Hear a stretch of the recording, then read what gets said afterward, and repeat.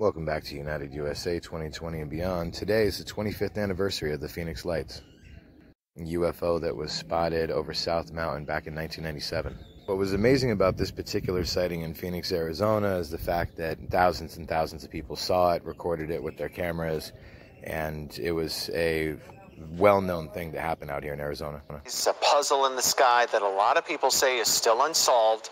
This weekend marks the 25th anniversary of the Phoenix Lights, a formation of lights spotted in the night sky by thousands of people here in Arizona and then throughout the Southwest.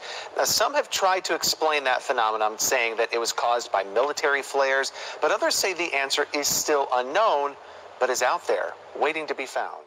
Here, this, I believe, was in the Arizona Republic newspaper. It says unidentified. It said for 106 minutes on March 13th, people saw something in a V-shaped object flying over Arizona. UFOs, the only thing certain that it still haunts them. Well, I don't know if I would say it's haunting me or anybody else.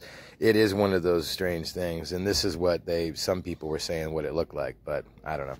What up, YouTube? Welcome back to United USA 2020 and beyond. Today is the 25th anniversary of the Phoenix Lights. For those of you that are not aware or don't know what that is, it was a cluster of lights that looked like some sort of spacecraft or some sort of aircraft, which they're calling a UFO, which simply just means unidentified flying object, over South Mountain in Phoenix.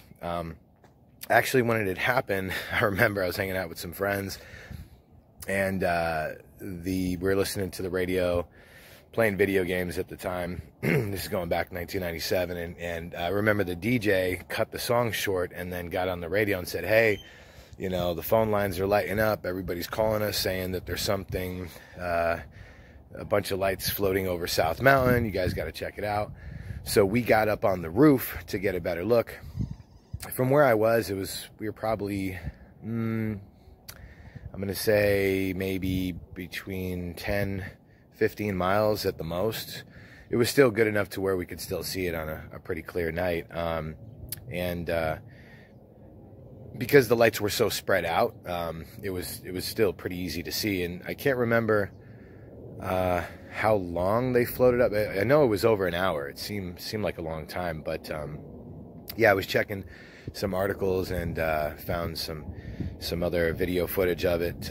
There's actually a whole bunch of video footage of it you can find online, but and I think they actually made a movie about it as well. Somebody had told me a couple years back, but you know, people have asked me, you know, what do I think it is? Do I think it's aliens? You know, not really. I think it's more logical and likely to believe that was either, number one, it was a hoax, number two, an experiment of some sort, or number three,